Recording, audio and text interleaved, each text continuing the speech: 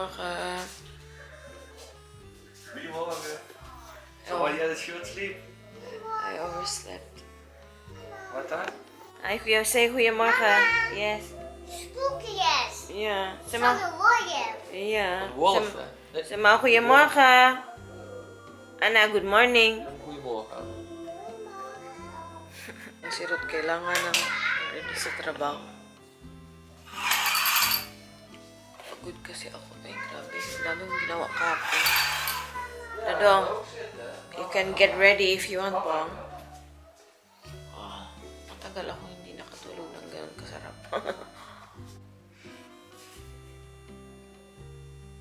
Good morning! Welcome na naman po sa panibagong vlog. Ano ngayon? Wednesday po dito. Grabe, pagod na pagod ako, so matagal ako nagising. Lucky wolf. Show them your nails, love. Oh, yan, oh. Which color is it? Blue. Blue. Do you like blue? Yeah. So, si Anna, oh my God, pasensya na. Antok na antok po talaga ako. Pero nag-check out tinignan ko yung time, hala. 7:36 or 7:37 na. And Ruth has to get ready for work. Masaya? Masaya? Nee, oy. Alin biten. Biten. Nee. She has cracker, yung breakfast cracker, and peanut butter. You don't want this anymore? Can I eat this? Yeah?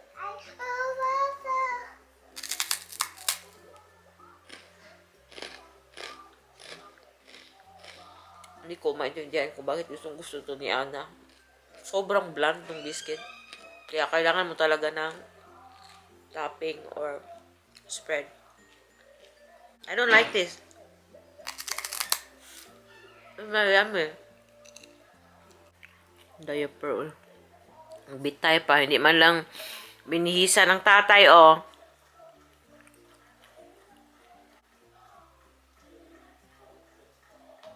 Ni papa doen, nee? What? What's that here? Papa dan Papa's anit do siya. Don't go up, ha? Ngayon sana, may plano kami ni Fatima, yung friend ko, tsaka yung anak niya, si Lexi. May plano sana kami pumunta ng city kasi magraramin po kami. Punta kami sa Eindhoven, dun sa Takumi, Japanese restaurant. Dun sana kami kasi nga, dalhin namin yung mga bata, tapos, may may carousel doon. Doon din kami, dalhin namin doon. Pinaka-tsaka ang weather today. Mama. Yes. Ik ga allemaal cracker. Cracker? Allemaal. Andere kijken or cracker? Allemaal cracker. You want another cracker? You don't like the peanut butter here? Nee. Nee? It's not yummy?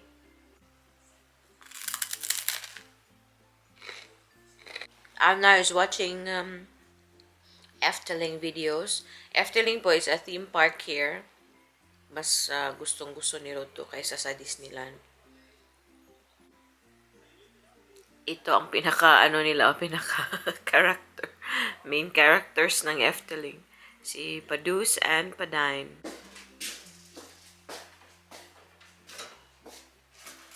What's that, yeah?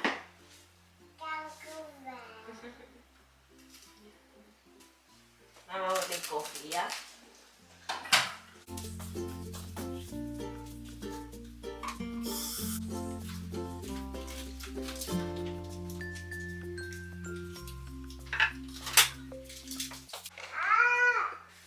I haven't even checked my phone. Kinuha na naman niya yung cellphone ko. Malaki yung breakout ko dito guys. May acne patch ako dito. Naghilamos na ako. Nakakahiya naman. Naghilamos na ako and lipstick tayo for today's video. Ito po yung gustong-gusto ko na coffee. Instant coffee lang po ako. G7 coffee. Vietnamese po ito. Vietnamese coffee. So, yan. Strong po yung Vietnamese coffee. Pero, nasasarapan ako. Hindi naman talaga ako sobrang mahilig and maraming alam about sa coffee. Pero, instant ako. Okay na ako sa instant. I remember when I was in grade school, every time my father came home, ako talaga yung nagtitimpla ng kape. Hindi ko alam kung naaalala ni tatay, pero ako yung nagtitimpla ng kape. And parang gustong-gusto ko din na magtimpla ng kape para sa kanya. Ruth doesn't like coffee. Makati po si Ruth. Dodong! Dodong! What's my tooth? Yeah? I'm telling the vlog Yeah? what we're having on Tuesday. Tuesday? Nabuing na on Tuesday. Oh, next week? Yeah. Oh, I thought this Tuesday is yesterday. Nay, not on Tuesday, next week. So, anyways, may sasabihin kami ni Ruth. Kaso, hindi ko siya matawag kasi I think naka-boxer si Ruth eh. Are you still on boxers, Dodong? Yeah? Magpapakasal kami ni Ruth. Coffee tayo. Gusto ko sana kasama siya pag sinabi ko ba, char. Para naman kami may fans. What's that? Naman na. So, yun yung aming balita, guys. Ito tayo, mag-coffee ko. So, simpleng-simple lang po ang aming kasal. Lang siya, pupunta lang kami sa munisipyo dito and then pirma lang, yun. Walang bonggang-bonggang magaganap. And napakadali po ng pag-apply para magpakasal dito. Doon sa website nila, may ida-download kang file, tapos i-fill out namin yung form, and then pupunta na ako sa munisipyo kasi magpapa-appointment ka man doon. Punta ako doon, and then yun na. Tapos kakausapin ka ng staff doon, and pipili ka kasi ng date kung naaayon sa date na available doon. So yun. Yun na po yung mapipili yung date. So, ako yung nagpili ng date, pero tinanong ko muna sila lahat kung kung anong date sila available. Kasi, free po yung pagpapakasal dito. Unless gusto mo magbayad na yung may sariling venue, yung makakapili ka kung sino ang magkakasal sa'yo. May bayad siya mga 300. So, sabi ko, ayokong magbayad ng 300. Parehas kaming dalawa. Ayokong magbayad ng 300 euros. So, sabi ko, doon kami sa... Ciao. Maybe, show them your face. They didn't see my face yet? Not yet. Not yet? I told them that we are getting married. Ah, they didn't know yet. No, kunit. Oma said in the vlog before, but I cut it out. Ah. So, balik tayo na naman. Hindi talaga matapos-tapos to. So, yun na. May napili na kaming date. Ako po talaga yung nagpili. Tapos, available naman sila. Yung pinili namin next Tuesday. So, anyways, late nyo po mapapanood ang video. Kasi hindi po ako everyday nag-vlog. Yeah, so, yung pagpapakasal dito, madali lang pala. Depende sa munisipyo nyo. Kasi ako sabi na sa akin kasi may record na ako dito. So, yun, hindi na ako pinasubmit ng yung Certificate of No Marriage galing sa Pilipinas na naka-apostil. And yung birth certificate. Kasi nung nag-move ako dito, yun yung mga documents na hinahanap nila para ma-register ako dito pagdating dito sa Netherlands. So, yun, depende po sa munisipyo. Ang iba, hinahanapan pa. Pero luckily, hindi na po ako hinanapan. So, sabi lang nila, hinanap lang nila yung aking passport. Yun lang. Napakadali pong magpakasal dito. Unlike sa atin, no, ang dami pang documents na hinahanap or kailangan mong kunin ba, no? So, happy naman ako na hindi masyadong stressful yung preparations. And, chill lang po yung wedding namin ni Ruth. Dodong, I was telling them it's easy to get married here. Yeah, it's not difficult. Yeah. So, yun. And yung araw din namin, hindi siya masyadong bonggang-bongga. Doon lang talaga kami. Punta kami doon, pirma. Tapos, pupunta dito yung family niya. Tapos yun, parang mag-cake yata. Kasi cake talaga pag may mga importanteng occasion. Mag-cake kami or coffee. Tapos sa hapon or sa gabi, may mga pupunta ditong mga friends namin. Yes? Yeah, libang-libang.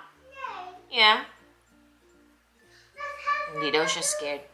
So yun, are you excited, Dodong? Yeah, I am. I am. This is weird. Oh, yun. Excited na din ako. So, yun. Dahil magpapakasal kami, so sinabi ko sa friend ko, si Hazel, and pupunta po dito yung aking friend na si Hazel kasama yung kanyang family galing sa US. So, pupunta sila dito on Friday. Dadating na sila sa Friday. 3 days late, few days before sa aming kasal. So, mga 1 week, more than a week po sila. And i-vlog ko po yun kung okay lang sa kanila yung pag-stay na rito. Kasi marami kaming lugar na pupuntahan. Si Hazel, si Wayne, tsaka si Mika, yung anak nila. So, excited kami. And busy po ako these days. Pagkatapos ng trabaho ko doon sa restaurant. Kasi tapos na ako doon. Nagre-ready na po ako dito yung mga rooms namin. Cute-cute niya. Sasalita. Okay. It's I said, she wants a picture with them. Met Pardoes en Partij. Yeah. Ja, een foto maken. Volgende keer papa mee een foto en mama een foto maken. Papa en mama een foto. Next time, I'll be the one to take a picture. Ang cute-cute.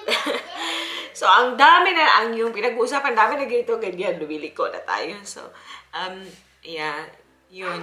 Excited na po kami. And, although sobrang simple na ang kasal namin, pero yun. Importante po kasi siyang araw para sa amin. So, yun. Today, maglilinis-linis lang muna din ako kasi hindi kami makakalabas ni Ana. Yung arrangement po doon sa mga kwarto, ipakita ko sa inyo mamaya siguro. Okay na. Yung bisita namin, our guests are staying in our room. Kami ni Rot, doon kami sa extra room. Si Ana and si Mika, saka sa room ni Ana. Pupunas-punas ako yung sa doors, ganun, mga bintana, yun. And yung, I was saying, I'm gonna clean. And then,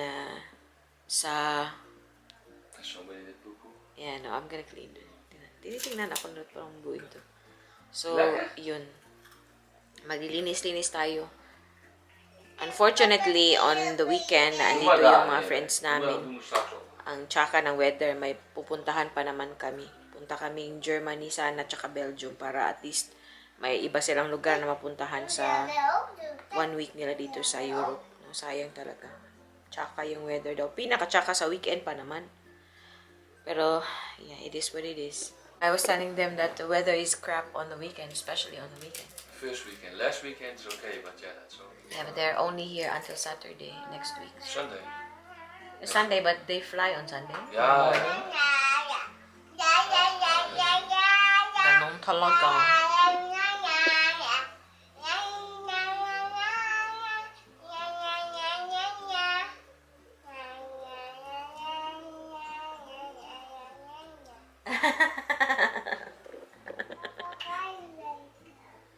Grijs werken. Maar dan kunnen we een centje verdienen. Kunnen we volgende keer naar Efteling. Ayaw niyang pagtrabahuin yung papa niya. Gusto niya dito lang yung papa niya. Papa is grote kus. Geen kusje voor papa. Nee, geen kusje, Anna. Nee, Anna geen kusje. Geen kusje voor papa.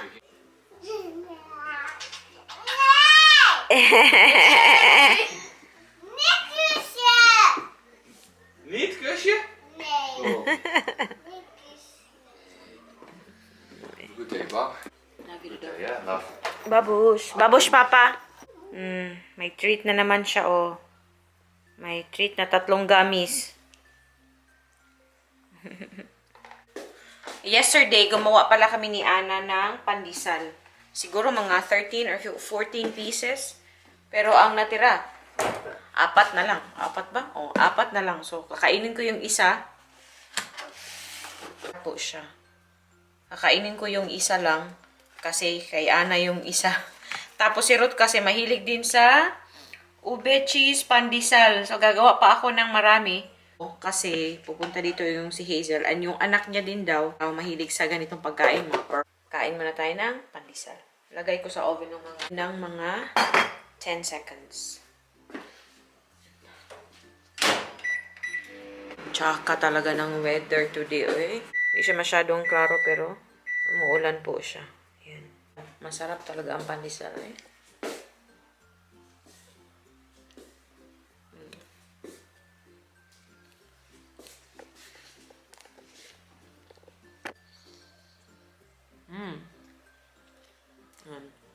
Ano po to? Ube halaya. Binili ko lang. Sarap.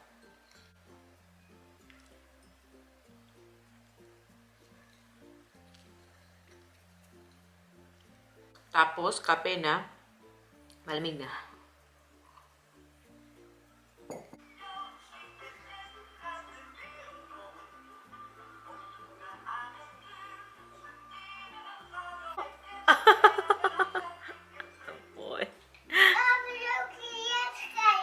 Okay.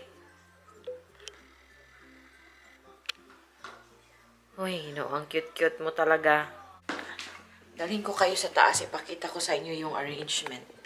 Yung bathroom namin, dito pa yung cleaning stuff ko. So, kahapon, nag-scrub po ako sa walls talaga dito, dyan, sa floor. And ito din, nagdinis ako. Pero itong part na dito, yung mga lalagyan ko, kukunin ko pa to. Ninisin ko pa to dito. Yung toilet bowl namin, malinis naman. Ito, nilinis ko na din kahapon. Yung mirror, hindi pa. Pero ito dito, sa floor, wala pa to guys. And itong sa loob dito, mga stuff namin ni Ruth, kailangan pang linisin. Tapos yung ito, shower head, yung dalawang shower head, lilinisin ko pa din. So, ang daming kailangan gawin today. Yung mga doors, kailangan kong punasan. Ito, yung map ko andito. So, ito, kukunin ko pa to dito. O, siguro, i-leave ko lang siya dito. Ana, Mama will go down soon. And ito yung aming extra room. Dito kami matutulog ni Ruth. So, magulo pa talaga. Yan, kukunin ko dito, kukunin. To maglalatag lang kami ni Ruth dito. Ayoko na ng bed frame kasi mas lalo siyang sisikip. And then, at least kung bed lang na ano ko ba, tawag dito, napuput away ko siya ng ganito. And, kailangan ko bang ayusin to guys. And ito yung room ni Ana. So, yung aking closet na extra, andito siya. Dito na lang muna siya. Tapos, naglagay ako ng extra bed. Ano, yung anak ni Hazel dito. Tapos, yung bed ni Ana dyan. Yung closet niya dito. Ito yung dito sila. Tapos, i-change ko pa yung bed sheets, yung mga unan. Naglagay ako ng isang table. Makeup table po to siya. So, may mirror kang na, ano dyan. May mirror siya sa loob. Pag open mo. Yun lang. Simple lang. Hindi ko alam kung bakit umiiyak si Ana. Pero, pupuntahan po muna natin siya. Balikan ko po kayo mamaya. Kasi hindi ito magsa-stop hanggat hindi ito titigil hanggat hindi ako pumunta sa baba. Sama hi! Hi. Hi, Tita Celeste! Hi, Teacher. Celeste! Yes, How are you? how are you? Ayan na. Medyo clingy na siya. So, yun naman po yung aming update sa video na ito. Gusto ko lang i-chika. Gusto ko lang pong i-share yung importanteng araw namin. So, yun lamang po. And maraming salamat sa palaging panonood sa aming videos and sa mga comments. Na-appreciate ko po lahat ng mga comments nyo. Nababasa ko talaga lahat and nag-comment ako. Yun lamang po. And kita-kita na naman po tayo sa susunod na video. Please don't forget to like, share, and subscribe sa aming channel. Maraming salamat. Mush, mush, mabush. Oh, Ana. Sama duy-duy. Wala masyado sa mo.